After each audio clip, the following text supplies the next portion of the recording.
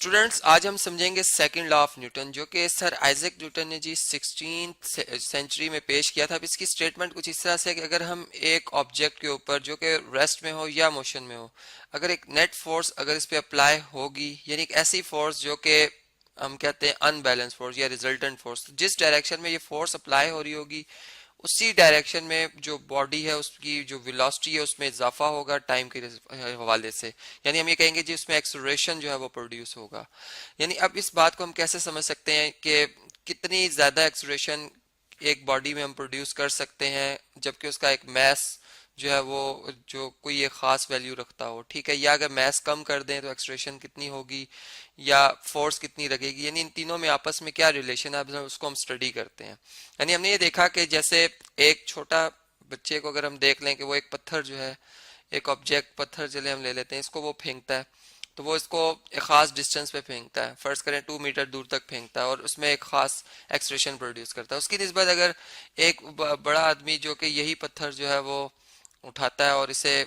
फेंकता है, अपनी कुवत लगाता है इस पे, तो ये इसको बहुत दूर फेंकता है, यानी इसमें एक तो एक्सप्रेशन बहुत ज्यादा प्रोड्यूस होगा और दूसरा कि वो डिस्टेंस बहुत ज्यादा कवर करेगा। यानी इसका मतलब ये हुआ कि वो पर्सन जो कि ज्यादा फोर्स लगा रहा है एक कांस्टेंट मैस के ऊपर, यानी अगर आप देखें तो पत्थर वो हमने सेम रखा है, जिसका मैस हम चले 1 kg कह रहे हैं और इधर भी हम 1 kg कह रहे हैं, तो वो हमने कांस्टेंट रखा। तो हमने देखा कि फोर्स को उसकी मैग्नीट्यूड को बढ़ाने से एक्सेलरेशन की मैग्नीट्यूड भी बढ़ रही है। यानी हम मैग्नीट्यूड फॉर्म में बात कर रहे हैं क्योंकि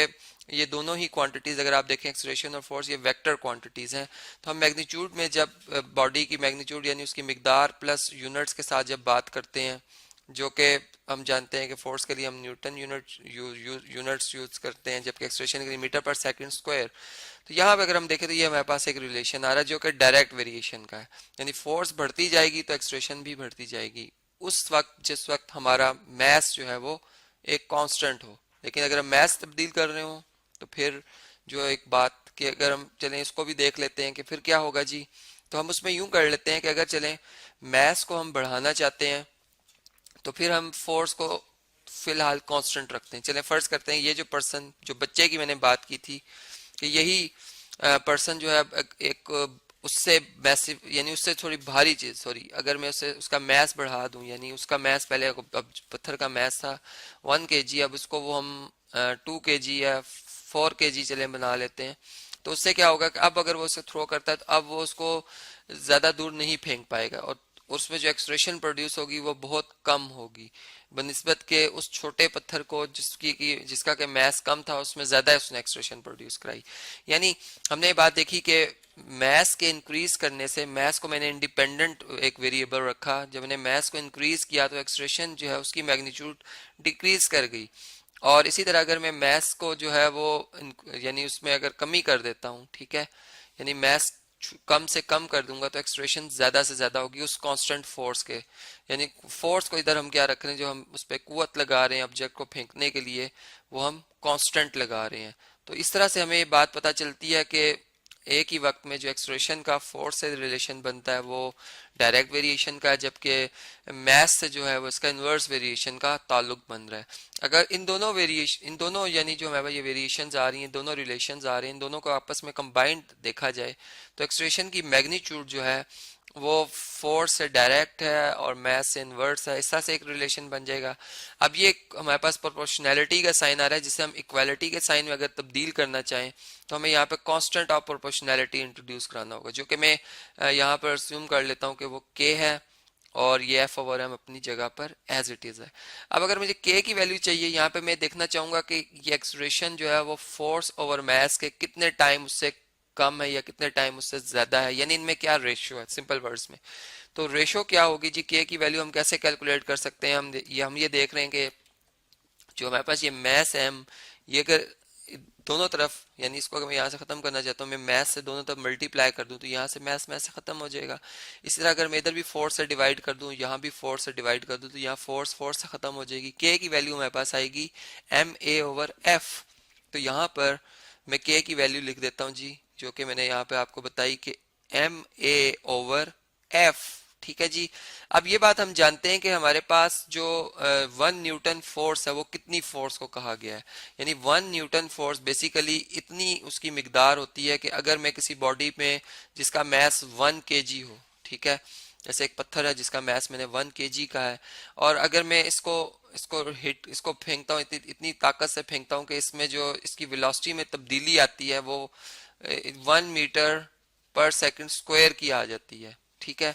तो फिर मैं ये कहूंगा कि इतनी एक्सलेरेशन जो प्रोड्यूस हुई है 1 kg मैथ वाले ऑब्जेक्ट में, ये जो फोर्स मैंने लगाई है ये बेसिकली 1 न्यूटन है। तो फिर ये हमारे पास यहाँ से एक रिलेशन बन जाता है कि 1 न्यूटन जो है वो किसके इक्वल आ जाता है, 1 न्यूटन इज इक्वल टू आ जाता है जी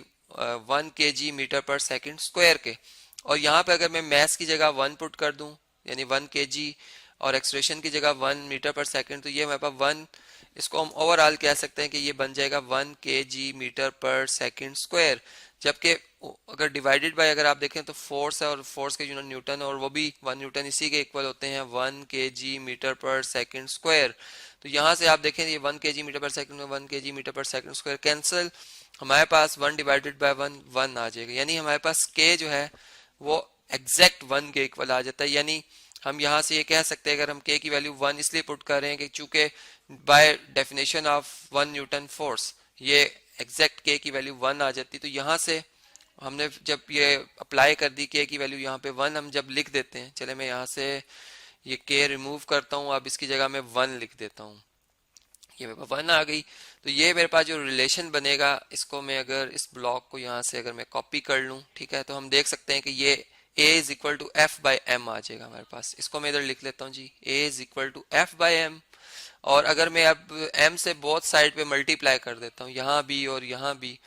तो मेरे पास ये m से कैंसिल हो जाएगा, f इज इक्वल टू आ जाएगा, ये इसको हमने कैंसिल करना था, f इज इक्वल टू आ जाएगा एम ए। यानी मैं इधर मैग्नीट्यूड में ही बात कर रहा हूँ, मैं किसी यानी वेक्टर क्वांटिटी के लिए उसके ऊपर कोई एरो शो नहीं कर रहा, इसलिए कि हम मैग्नीट्यूड की बात करते हैं। तो अब यहाँ से आप देख सकते हैं कि जब नेट फोर्स की हमने बात की थी न्यूटन सेकंड लॉ में, तो बेसिकली जो नेट फोर्स होती है, अगर मैं इस तरह से कहूँ कि अगर आप न्यूटन फर्स्ट लॉ को या लॉ ऑफ इनर्शिया को देखें तो हम उसमें कहते हैं जी बॉडी रेस्ट में तो हमेशा रेस्ट में रहेगी, यानी इस पर कोई फोर्स अप्लाई नहीं हो रही। जबकि अगर हम देखें तो उस पर फोर्स तो अप्लाई हो रही होती है, यानी वो फोर्स हमें इसलिए नजर नहीं आती कि वो एक एक्शन और रिएक्शन के तौर पर खत्म हो जाती है। यानी वेट जो होता है इस बॉडी का वो डाउनवर्ड एक्ट कर रहा है ग्रेविटी की वजह से, ठीक है, ये W है। और जबकि जो सरफेस है अर्थ है, इसने इतनी ही फोर्स में इसको ऊपर उठाए हुए है, ठीक है, यानी ये नॉर्मल रिएक्शन हो गया। अब ये दोनों आपस में मैग्नीट्यूड में बराबर होती हैं, जिसकी वजह से नेट फोर्स जो होती है वो उस वक्त 0 होती है, ठीक है। यानी फोर्स तो लग रही है लेकिन नेट फोर्स 0 न्यूटन है। अब हम ये बात करते हैं कि जब एक नेट फोर्स का अमल दखल शुरू होता है, यानी जब आपने पढ़ा होगा जी कांटेक्ट फोर्स के बारे में, जो मैंने शुरू में आपको जो लेक्चर्स के अगर आप देखें तो उसमें बताया हुआ कांटेक्ट फोर्स, तो उसमें अगर आप देखें वो फोर्स जब हम उसको ओवरकम कर लेते हैं, फिर वो फोर्स जो कि एक बॉडी को एक डायरेक्शन में हम अप्लाई यानी उसके ऊपर हम लगा रहे होते हैं, जो कि उसमें एक मोशन क्रिएट करती है, तो वो न्यूटन ने बेसिकली उस फोर्स की बात की है कि वो फोर्स जो है जब अप्लाई होती है तो एक बॉडी जो है उसमें एक एक्सलेरेशन प्रोड्यूस करती है, यानी उसकी जो वेलोसिटी उसमें एक इंक्रीज होता है। अब वो किस किस लिहाज से इंक्रीज होता है कि अगर वो उस डायरेक्शन में फोर्स लग रही है जिस डायरेक्शन में बॉडी को हम आगे की तरफ यानी फर्ज कर मूव करा, तो आगे ही डायरेक्शन में अगर फोर्स लग रही है। लेकिन